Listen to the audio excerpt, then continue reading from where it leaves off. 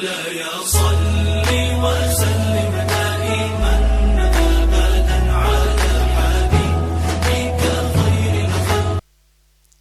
الحمد لله الذي أبدى الأفلاك والأرضين، والصلاة والسلام على أشرف الأنبياء والمرسلين، أما بعد، فأعوذ بالله من الشيطان الرجيم. بسم الله الرحمن الرحيم. يا أيها الذين آمنوا اتقوا الله حق تقاته ولا تموتن إلا وأنتم مسلمون. صدق الله العظيم. وبلغنا رسوله النبي الأمين المكين المتين المبين الكريم، ونحن على ذلك لمن الشاهدين والشاكرين والذاكرين، والحمد لله رب العالمين. سرورا شاہ کریمہ دستگیرہ اشرفا، حرمت روح پیمبر یک نظر کن سوئے ما، یک نظر کن سوئے ما، یک نظر کن سوئے ما. شادی خانہ آبادی کا پرحسین موقع ہے. کل انشاءاللہ آمد بارات ہوگی. اللہ رب العزت مرحوم محمد الیاس صاحب کو اس محفل پاک کے توسل سے قبر میں چین و سکون عطا فرمائے، اور اس پروگرام میں جتنی بھی جائز رسمیں ہیں ان سب میں کامیابی و کامرانی عطا فرمائے. آپ حضرات کا یہاں تشریف رکھنا، کوہرے کی حالت، موسم کی ٹھنڈک، تمام ساری نزاکتیں آپ کے سامنے ہیں، پھر بھی آپ دل جمعی کے ساتھ بیٹھے ہیں. اس بات کی کھلی دلیل ہے کہ واقعی آپ کو ایسی محفلوں سے محبت ہے، پیار ہے، لگاؤ ہے.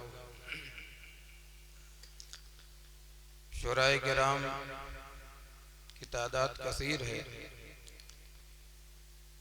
نامور شورائے کرام ایک کے بعد دیگرے آپ حضرات کے حوالے ہوں گے. مختصر سے وقت میں تھوڑی سی گفتگو کر کے میں اپنی جگہ لیتا ہوں. آئیے سب سے پہلے سربراہ نبوت و رسالت، تاجدار انبیاء، امام الانبیاء حضور احمد مجتبی محمد مصطفیٰ صلی اللہ تعالی علیہ وسلم کی باوقار بارگاہ میں اپنی غلامی کا ثبوت دیں اور پڑھیں بآواز بلند: اللہم صلی علی سیدنا شفیعنا حبیبنا مولانا محمد وعلی آل سیدنا مولانا محمد بارک وسلم. صلاۃ و سلام علیک یا رسول اللہ یا حبیب اللہ صلی اللہ تعالی علیہ وسلم. ایک گزارش یہ ہے کہ جب بھی درود پڑھیں تو محمد صلی اللہ تعالی علیہ وسلم کے نام کے ساتھ ان کی آل پہ بھی ضرور درود بھیجا کریں.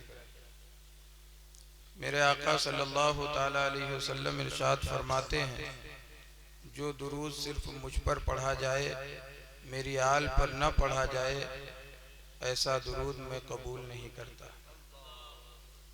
اس لیے عقیدت کا جب بھی خراج پیش کریں تو پوری ایمانداری کے ساتھ ایک مرتبہ نبی اور آل نبی کی بارگاہ میں پڑھیں بآواز بلند: اللہم صلی علی سیدنا شفیعنا حبیبنا مولانا محمد وعلی آل سیدنا مولانا محمد بارک وسلم. صلاۃ و سلام علیک یا رسول اللہ صلی اللہ تعالی علیہ وسلم. خوش بخت جنہیں سید ابرار ملیں گے، خوش بخت جنہیں سید ابرار ملیں گے، عید کا دن ہوگا جو سرکار ملیں گے، کملی میں چھپا لیں گے میرے آقا حشر میں، کملی میں چھپا لیں گے میرے آقا حشر میں، ہم جیسے انہیں جو بھی گنہگار ملیں گے، ہم جیسے انہیں جو بھی گنہگار ملیں گے۔ اصحاب سے الفت تو ذرا آپ کی دیکھو، اصحاب سے الفت تو ذرا آپ کی دیکھو، بو بکر و عمر پہلو میں دو یار ملیں گے، بو بکر و عمر پہلو میں دو یار ملیں گے۔ یہ سوچ کر سوتا ہوں تصور میں نبی کے، یہ سوچ کر سوتا ہوں تصور میں نبی کے، اس رات مجھے خواب میں سرکار ملیں گے، اس رات مجھے خواب میں سرکار ملیں گے۔ اس محفل کا بھی تعلق نکاح کے حوالے سے ہے، بارات آئے گی، نکاح ہوگا، اس سے پہلے بہترین محفل کا انعقاد ہے، اسی کے حوالے سے میں گفتگو کروں گا۔ اللہ رب العزت کا ارشاد محترم ہے، ایمان والو اللہ سے ڈرو۔ کیسے ڈرو؟ رب فرماتا ہے جیسے ڈرنے کا حق ہے اس طرح ڈرو، اللہ سے ڈرو جیسا کہ اسے ڈرنے کا حق ہے۔ اور جب دنیا سے جاؤ تو مسلمان ہی بن کر کے جاؤ۔ جب بھی خطبہ نکاح کے لیے قاضی کھڑا ہوتا ہے تو 3 آیتیں بیشتر وہ اپنے خطبے میں پڑھتا ہے، آپ سنتے ہیں۔ یا ایھا الذین آمنوا اتقوا اللہ حق تقاتہ ولا تموتن الا وانتم مسلمون۔ ایک آیت یہ پڑھتا ہے یا ایھا الناس اتقوا ربکم الذی خلقکم من نفس واحدۃ وخلق منها زوجها وبث منهما رجالا کثیرا ونساء واتقوا اللہ الذی تساءلون به والارحام ان اللہ کان علیکم رقیبا۔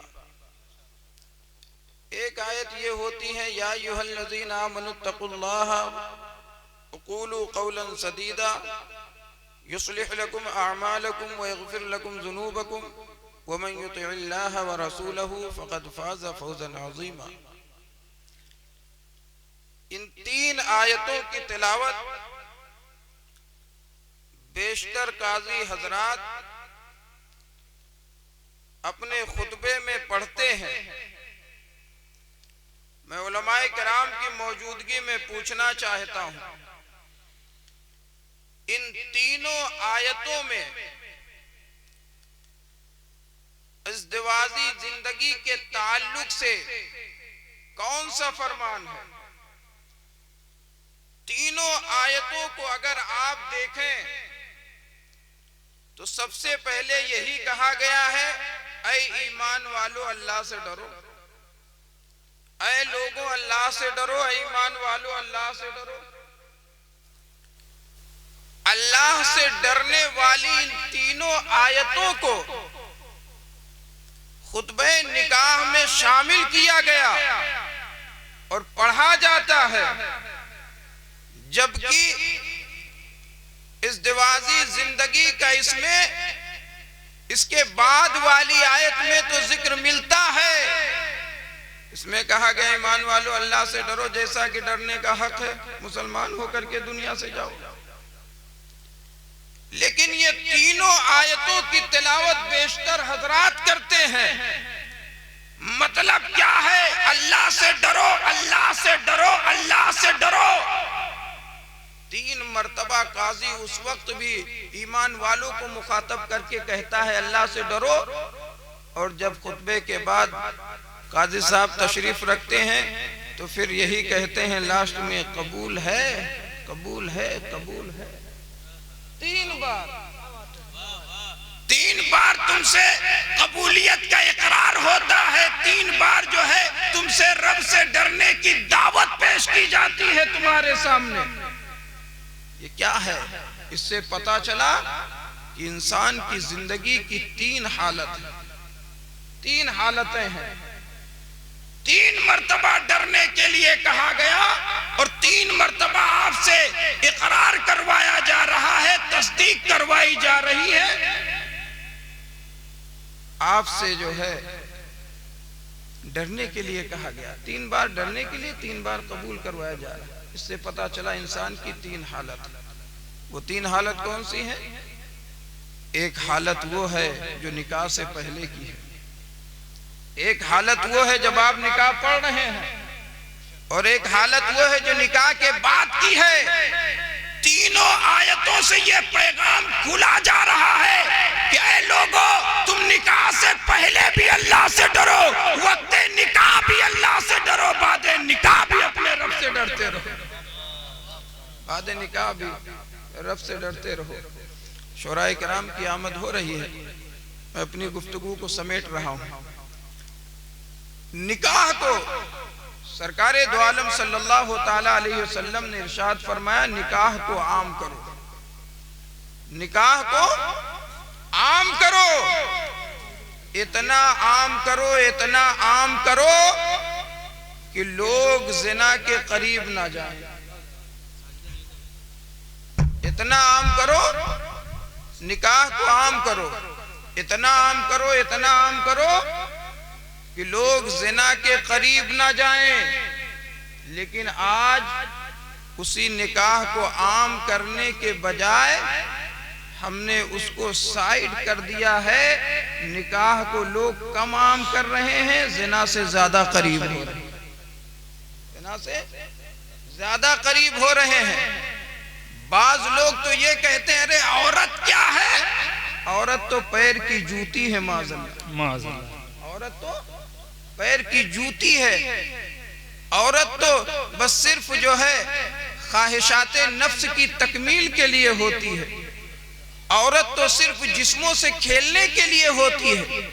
ایسی ذہنیت جب ہمارے سماج میں فروغ پائیں گی تو سماج کا یہی حال ہوگا جو آج ہمارے اور آپ کے سامنے دیکھنے کو مل رہا ہے. سماج کے نظریے کو بدلنے کی ضرورت ہے، اپنے اندر شعور پیدا کرنے کی ضرورت ہے، آگہی اپنے اندر لینے کی ضرورت ہے.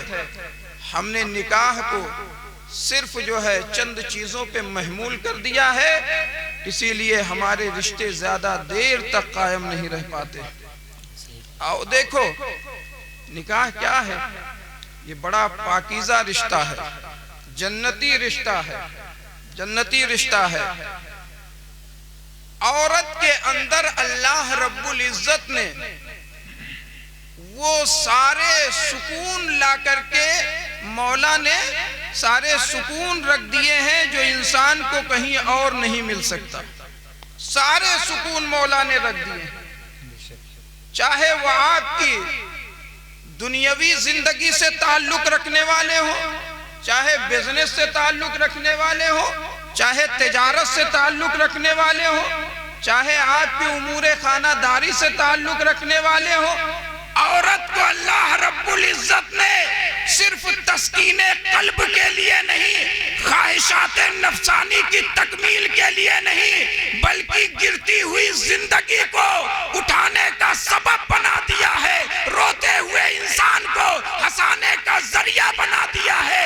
اس دبی ہوئی جو ہے امت کو اوپر جانے اور اسے فروغ دینے کا اللہ رب العزت نے عورت کو سبب بنا دیا. آپ کہیں بھی ہیں، کسی بھی کنڈیشن میں ہیں، کتنے بھی ٹینشنائز ہیں آپ، کہیں آپ کو سکون نہیں مل رہا ہے، کام دھام آپ کا ڈاؤن ہے، آپ مایوس ہیں، محروم ہیں، لوگوں نے آپ کا ساتھ دینا چھوڑ دیا ہے. لیکن جس وقت تھکے ماندے ہارے آپ گھر میں قدم رکھیں اور آپ کی زوجہ اگر آپ سے مسکرا کر کے بات کر لے تو آدھی تھکان آپ کی ویسے ہی دور ہو جاتی.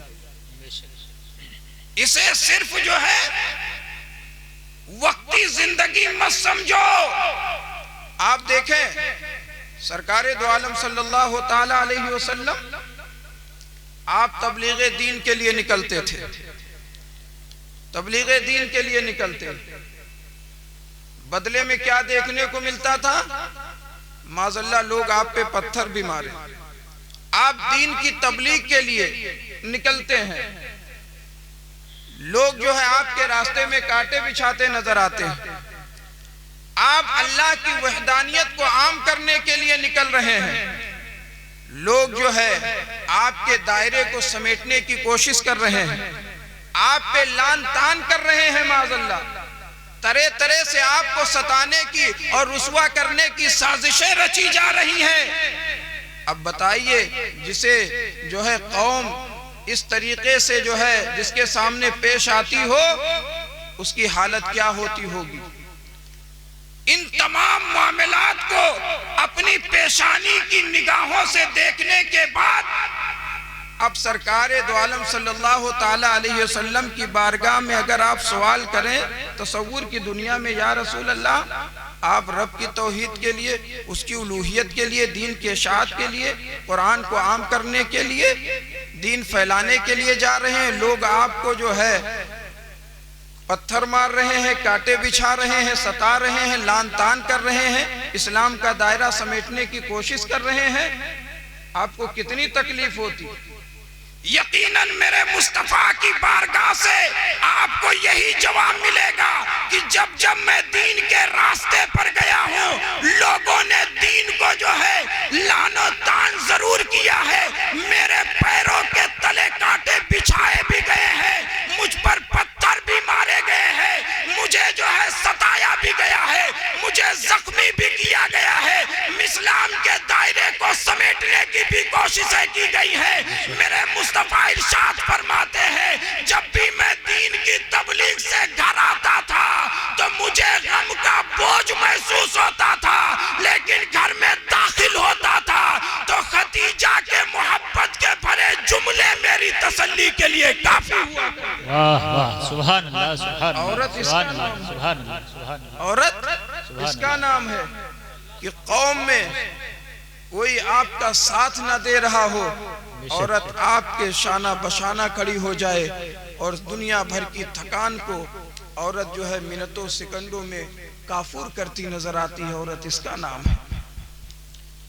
سرکار دو عالم صلی اللہ تعالی علیہ وسلم نے ارشاد فرمایا جسے نیک بیوی مل گئی، جسے نیک بیوی مل گئی اس کا آدھا دین مکمل ہو گیا. آدھا دین نیک بیوی کے ملنے سے مکمل ہوتا ہے اور باقی کا آدھا آپ کی ذمہ داری ہے. آپ رب سے ڈرتے رہیے، اس کے فرامین پہ عمل کرتے رہیے، تب آپ کا دین مکمل ہوگا. سبحان اللہ سبحان اللہ. عورت ہے. سرکار دو عالم صلی اللہ تعالی علیہ وسلم نے ارشاد میں بہت کچھ کہنے کے لیے ہے، وقت کی تنگی ہے، ضروری بات کہہ کر کے میں گفتگو سمیٹنا چاہتا ہوں. آج جو زمانے کا حال ہے، جو معاشرہ بگڑا ہوا ہے، سرکار دو عالم صلی اللہ تعالی علیہ وسلم نے 3 لوگوں کے تعلق سے فرمایا لا يدخلون الجنت ابدا. 3 ایسے لوگ ہیں جو جنت میں کبھی داخل نہیں ہوں گے. 3 ایسے لوگ ہیں جو جنت میں کبھی نہیں داخل ہوں گے. اب ہمیں اپنے اندر جھانکنا ہے کہ ان میں سے کوئی بری علت ہمارے پاس تو نہیں آ گئی. اگر ہے کسی کے پاس تو وہ دور کرے، اسی لیے یہ محفل سجائی گئی. وہ 3 کون ہیں؟ سرکار دو عالم صلی اللہ تعالی علیہ وسلم ارشاد فرماتے ہیں وہ مرد جو دیوس ہو، وہ مرد جو دیوس ہو. دوسرا وہ عورت جو رجلہ ہو. تیسرا وہ شخص جو شراب کا عادی ہو. یہ 3 ایسے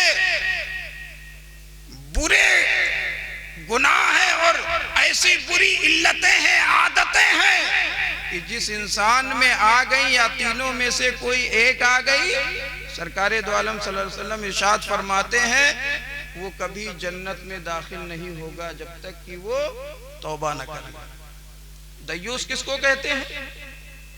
دیوس وہ شخص ہے جو اپنی عورت پر کنٹرول نہ رکھتا ہو، اپنی عورت پر کنٹرول نہ رکھتا ہو، اس کا جب جی چاہے جس سے جی چاہے اس سے ملے، اس سے بات کرے، اپنے من کی زندگی گزارے۔ قرآن ارشاد فرماتا ہے الرجال قوامون علی النساء، مرد عورتوں پر حاکم ہے۔ جو عورت اس حاکمیت کو ختم کر چکی ہو وہی مرد جو ہے دیوس ہے۔ جو عورت اپنے مرد کے کہنے سننے میں نہ ہو اور مرد جو ہے اپنی عورت کو سنبھال نہ پا رہا ہو، ایسے مرد کو دیوس کہا گیا ہے، وہ کبھی جنت میں داخل نہیں ہو سکتا۔ دوسری عورت، دوسری وہ جسے رجلہ کہا گیا ہے۔ رجلہ کون ہے؟ رجلہ اس عورت کو کہتے ہیں جس کا لباس مردوں کی طرح ہو، جس کا لباس مردوں کی طرح ہو۔ آج ہم اس مغربیت کی تہذیب میں ڈوب کر کے اور مغربیت کے اثرات کو اپنے اوپر لے کر کے ہم یہ سمجھ رہے ہیں کہ ہم چاند چھونے کے قریب ہیں، ہم آسمان کے قریب آ چکے ہیں، ہم تاروں کے قریب ہو رہے ہیں۔ جی نہیں، آپ نہ آسمان کے قریب ہو رہے ہو، نہ چاند کے قریب ہو رہے ہو، نہ ستاروں کے قریب ہو رہے ہو۔ ایسی علت پالنے کے بعد آپ جہنم کے قریب ہو رہے ہو۔ جو مردوں کا لباس پہن رہی ہو، مردوں جیسا اس کا چال، اس کی چال ڈھال ہو، لباس ہو، زندگی ہو، اپنے آپ کو مردانہ بنا کر کے رکھتی ہو۔ آج ذرا سماج پر نظر اٹھا کر کے دیکھیں اور مارکیٹ اور چوراہوں کا جائزہ لے تو جس کے گھر میں جتنے فواحشات ہیں، جس کے گھر میں جتنے منکرات ہیں، جس کے گھر میں جتنی عریانیت ہے، لوگ سمجھتے ہیں وہ بہت بڑا عزت دار ہے، وہ بہت بڑا جو ہے عظمت والا ہے۔ سنو، یہ بینک بیلنس اور یہ پراپرٹی اور یہ دنیاوی جاگیر جو ہے، یہ سے تمہاری عظمتیں نہیں بڑھ سکتی ہے جب تک کہ تمہارا اپنا کنٹرول جو ہے اپنے گھر کے لوگوں پہ نظر نہ آئے۔ تم اسے ترقی کا نام دے کر کے سمجھ رہے ہو بلند ہو رہے ہیں، جی نہیں، آپ جہنم کے قریب ہو رہے ہو۔ اس سے پرہیز کرنے کی ضرورت ہے۔ اور تیسرا وہ شخص جو شراب کا عادی ہو، جو شراب کا عادی ہو۔ آپ خود اپنے سماج میں اور اپنے علاقے میں اس چیز کا جائزہ لیں تو مجھ سے زیادہ آپ گنوا سکتے ہیں، مجھ سے زیادہ آپ گنوا سکتے ہیں۔ یہ بہت بری علت ہے۔ ایسے شخص کے لیے پیارے نبی صلی اللہ علیہ وسلم کا ارشاد ہے جو انسان شراب کا عادی ہوگا وہ جو ہے جنت میں داخل نہیں ہو سکتا ہے۔ اس لیے اگر ان تینوں چیزوں میں سے کوئی بھی اگر ہم سے قریب ہے یا ہمارا ان تینوں برائیوں میں سے کوئی برائی جو ہے ہم سے قریب ہے، ہمارا اس پہ عمل ہے، تو ہم آج کی محفل میں توبہ کریں اور توبہ کرنے کے بعد ان بری علتوں کو اپنے سے دور کریں اور ہم جو ہے ان تمام برائیوں سے دور ہونے کی کوشش کریں۔ یہ نکاح، یہ عقد، یہ مسنون، یہ بڑی اچھی چیز ہے، بڑی عظمت والی چیز ہے۔ اس سے جو ہے انسان کی زندگی میں چار چاند لگتے ہیں۔ سرکار دو عالم صلی اللہ تعالی علیہ وسلم کی بارگاہ میں ایک صحابی رسول آئے، صحابی رسول آئے، غریب ہیں، غربت دامن گیر ہے، زندگی فاقے پہ بسر ہو رہی ہے، تشریف لائے۔ سرکار نے ارشاد فرمایا جاؤ نکاح کرو۔ خیریت پوچھی، کہا یا رسول اللہ میں فاقے سے ہوں، غربت دامن گیر، چونکہ آپ تو سارے حالات جانتے ہیں، سارے حالات جانتے ہیں، کہا جاؤ نکاح کرو۔ عرض کرنے لگے حبیبی یا رسول اللہ جب میری خود کی زندگی فاقے پہ بسر ہو رہی ہے، صبح کھاتے ہیں شام کا ٹھکانہ نہیں، شام کو کہیں سے مل گیا تو صبح کا کوئی ٹھکانہ نہیں، نہ گھر ہے نہ رہنے کا کوئی اور جگہ ہے، جیسے تیسے زندگی گزر رہی، ہم کیا کریں؟ سرکار دو عالم صلی اللہ تعالی علیہ وسلم ارشاد فرماتے ہیں جاؤ اپنا نکاح کرو، جاؤ نکاح کرو۔ کہا یا رسول اللہ جب ہمارے کھانے کے لیے نہیں ہے تو ہم نکاح کریں گے تو اس کو کہاں سے کھلائیں گے؟ پیارے نبی صلی اللہ تعالی علیہ وسلم ارشاد فرماتے ہیں اللہ نے نکاح میں بڑی برکت رکھی ہے، بڑی برکت رکھی ہے۔